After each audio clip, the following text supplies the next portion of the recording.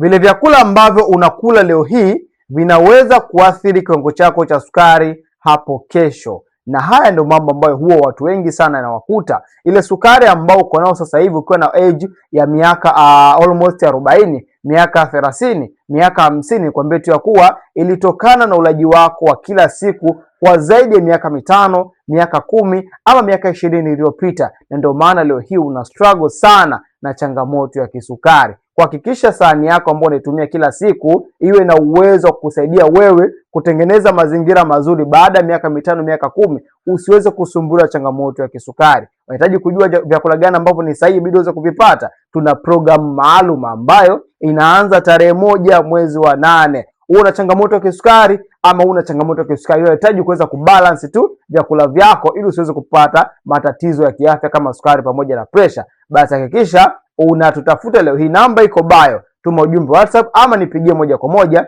ili niweze kusaidia popote ulipo duniani. Una uwezo ukapata hiyo program na kuanza matibabu.